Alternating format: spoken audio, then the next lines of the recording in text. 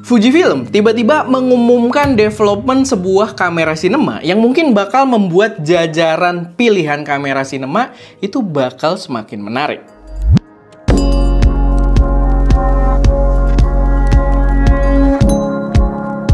Halo semuanya, selamat datang di channel SM Media dengan gue Erwin. Dan pada video kali ini gue pengen bahas sedikit aja seputar informasi yang gue rasa cukup menarik. Karena tiba-tiba Fujifilm itu mengumumkan kalau mereka lagi develop sebuah kamera lini sinema gitu ya. Atau sebenarnya sih kalau dari bahasanya mereka itu kamera filmmaking gitu ya. Karena kameranya sendiri juga bakal berada di jajaran yang memang sepertinya bakal lumayan tinggi. Tapi kita bisa lihat ya, ini konsep baru buat Fujifilm karena akhirnya mereka membuat sebuah box style atau tipe kamera sinema yang berbentuk kotak, dan menurut gua ini kayaknya bakal cukup menarik. Kalau dari komponennya sendiri yang dibawa di kamera ini, dia katanya bakal membawa sensornya GFX yang udah 102 megapiksel, dan begitu juga dengan prosesor yang juga dipakai di kamera-kamera Fujifilm belakangan ini. Kalau nggak salah di X Processor 5 gitu ya. Karena GFX yang terakhir juga GFX 100 Mark II itu menggunakan prosesor yang sama juga. Emang ada beberapa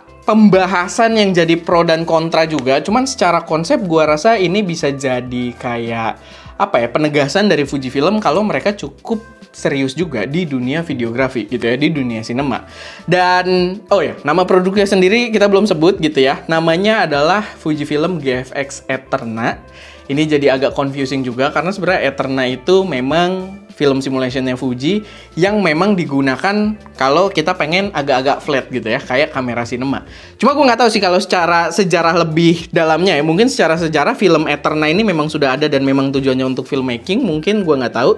Tapi gue kenalnya Eterna ini adalah sebuah film simulation. Dan ini menarik ya karena dia tidak akan beradu dengan jajaran full frame gitu kan, tapi dia akan langsung beradu di mungkin kelasnya udah masuk large format, dimana saingan dia itu mungkin kayak kamera-kamera kelas IMAX gitu kali ya. Gue sih nggak terlalu ngikutin juga dunia kamera sinema, cuman gue rasa ini bakal lumayan seru, apalagi ada pemain baru dari Fujifilm gitu kan, yang mereka juga sebenarnya itu main di ranah sinema tuh nggak baru gitu. Mereka itu punya jajaran lensa sinema banyak banget, cuman mereka bikin justru buat mounting-mounting kamera lain. Dan setahu gue memang, correct me if I'm wrong, tapi setahu gue memang GFX sendiri, kalaupun kamera ini bawa mounting GFX ya, dan setahu gue GFX sendiri itu memang udah ada juga setahu gue adapter untuk dari GF mount ke PL gitu ya, dimana PL ini adalah mounting yang sangat umum digunakan di level sinema. Gue nggak tahu yang punya PL itu Ari atau apa kali ya, gue nggak terlalu ngikutin juga, tapi menurut gue ini bakal lumayan menarik. Gue rasa yang paling utama dihadirkannya kamera ini, atau paling nggak masih diumumkan developmentnya, gue rasa ini jadi semacam brand statement juga ya, biar Fujifilm ini lebih terdengar gitu kan, dan mereka terlihat lebih serius juga untuk ke arah videografinya. Karena kita bisa lihat kayak dari brand Canon, mereka main ke ranah sinema juga udah lama dari dulu, begitu juga Sony pilihan sinemanya banyak. Nikon agak shortcut ya, karena mereka membeli Red Cinema gitu kan. Sekarang udah Red itu bagian dari Nikon, dan mungkin Fujifilm nggak mau ketinggalan, akhirnya mereka juga menciptakan departemen untuk sinemanya sendiri. Apalagi ya balik lagi, lensa-lensanya juga mereka udah banyak menyediakan buat kelas sinema, tapi selama ini cuma lensanya doang, sedangkan kameranya enggak. Gua sih, kalau dari gua ya, ini respon gua. Menurut gua kamera tersebut akan berada di harga yang lumayan tinggi lah. Kita nggak tahu ini bakal semahal apa, spesifikasinya bakal kayak apa. Cuman kalau kita lihat dari GFX 100 Mark II-nya kan memang dia 102 megapiksel. Mungkin kalau di ranah kamera film mungkin agak terlalu lebay ya. 102 apa 108 gitu megapiksel sampai 100 megapiksel. Dan resolusinya GFX 100 Mark II itu kan dia masih di 8K gitu ya. Jadi menurut gua bahkan sama beberapa kayak punyanya Blackmagic sendiri itu ada beberapa kamera yang bahkan udah 12K gitu. Jadi kalau ngitung dari megapiksel sensornya sih harusnya cukup. Jadi kita nggak tahu nih, karena dia bawa sensor dan prosesor yang sama, apakah bakal dituning lagi bawa resolusi yang lebih gede lagi nanti di large formatnya ini, atau bakal tetap sama kayak si GFX 100 Mark II-nya.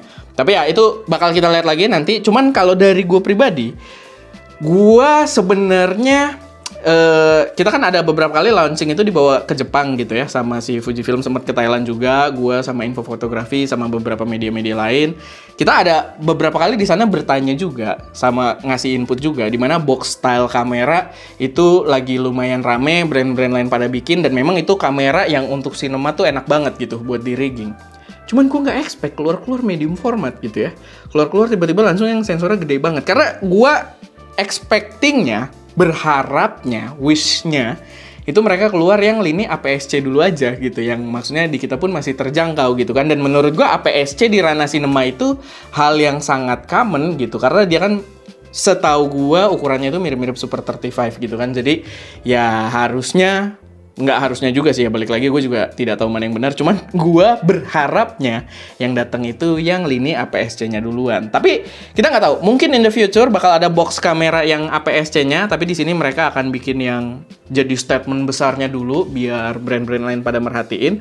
Cuman gini, karena ini bentuknya statement, gue akan kasih reminder juga buat Fujifilm sebagai pengguna X-H2S. Nah, ini kan ada statement-statement gede gitu ya. Tapi prioritaskan juga untuk membenarkan autofocus dari X-H2S ini gitu. Dan jajaran-jajaran kayak XS20, XT50, XT5 menurut gue mirip-mirip lah gitu di mode video. Bukan jelek, tapi ada sifat-sifat quirks-nya gitu, ada sifat-sifat aneh yang autofokusnya itu jadi kurang enak lah gitu buat kita bikin video dalam durasi panjang. Kalau responsif, cuman ya responsifnya karakternya kita ya kadang terlalu, bukan breathing ya, apa kayak stepping apa gitu. Jadi rasanya masih kurang enak, dan menurut gue itu yang ya bisa gue sampaikan, nggak cuma gue ya, di komunitas pengguna Fujifilm sendiri itu masih jadi concern yang lumayan mengganggu, dimana gue yakin kalian bisa gitu. Gue yakin Fujifilm bisa benerin selama ada tim yang memang ditujukan untuk itu gitu. Makanya gue ya di sini sebagai reminder juga, karena itu akan sangat impactful gitu ke brandnya sendiri ketika kita para pengguna kameranya yang udah lama rilis gitu kan dapat update terus untuk pembetulan dari hal-hal yang quirks-nya itu tadi gitu, hal-hal aneh yang terjadi di kameranya. Karena beberapa kali kemarin update firmware juga malah ada beberapa yang mengalami isu baru gitu kan, ada yang kayak masih kurang enak, masih kurang ini. Kita pun ya sama, kita belum puas gitu dengan performa autofokusnya. Jadi fokusin juga ke situ gitu. Gua harap ada timnya lah, ada tim yang lagi menghandle fokus ini. Memang Fuji ada state juga ya, mereka udah paham, maksudnya udah aware kalau ada soal autofokusnya di kamera-kamera flagship mereka.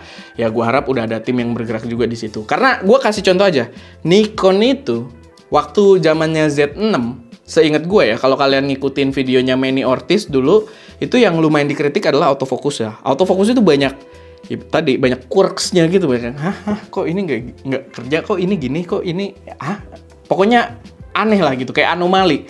Tapi di yang terakhir-terakhir gue coba, termasuk terakhir itu Z6 Mark III, itu autofokusnya udah cakep banget gitu ya, udah bener-bener reliable lah gitu. Dan gue bahkan salut gitu, waktu Nikon Z6 Mark III kita pakai video pun, waktu itu kalau nggak salah ngetesnya yang ada muatai gitu ya. Jadi depannya ada ring gitu, ada bar-ring, ada musuhnya apa, tapi fokusnya tuh tetap stay. Nggak kayak nyari atau stepping atau apa gitu, dia tetap stay di yang kita targetin gitu, walaupun targetnya pun juga bergerak gitu posisi dimensinya dari kamera. Jadi ya itu, menurut gua Nikon aja bisa untuk memperbaiki itu, menurut gua Fujifilm, apalagi kalian kan fokusnya utamanya menurut gua adalah APS-C-nya ya. Walaupun ya ini balik lagi medium format jadi statement juga, bakal jadi kamera cinema kelas tinggi juga, tapi ya level consumer ini yang menurut gue perlu juga untuk diperhatikan gitu. Dan timnya kalau bisa ya dipercepat juga, karena kita butuh autofokusnya yang semantap mungkin gitu ya. Dan ya paling itu aja sih untuk soal kamera si Eterna ini, GFX Eterna ini. Kita juga belum ada informasi macam-macam, mereka juga belum ngasih spesifikasi resmi kayak gimana. Cuman yang kita tahu dia bakal bawa tadi medium format dan juga dengan prosesor barunya juga. Tapi ya kita berharap aja kalau dari situ perkembangannya bakal ya kalau bisa mungkin ada jajaran cinema yang lumayan terjangkau lah gitu, kayak yang udah diterapin sama Canon, ada C70, ada 5DC gitu kan, atau ya Sony apalagi gitu, paling murahnya ada FX30, ada FX3 gitu yang masih lumayan terjangkau. Jadi gue harap Fujifilm juga bisa menerapkan ranah tersebut gitu, jadi persaingannya bakal lebih seru lagi. Tapi ya paling itu aja sih sedikit pembahasan gue di video kali ini. Kalau ada koreksi, saran, atau kalian punya pendapat kalian sendiri seputar kamera ini, boleh taruh aja semuanya di kolom komentar. Dan ya itu aja, semoga bisa mengisi waktu kalian. Gue Erwin, di belakang kamera Daska, dan jangan lupa untuk berkarya.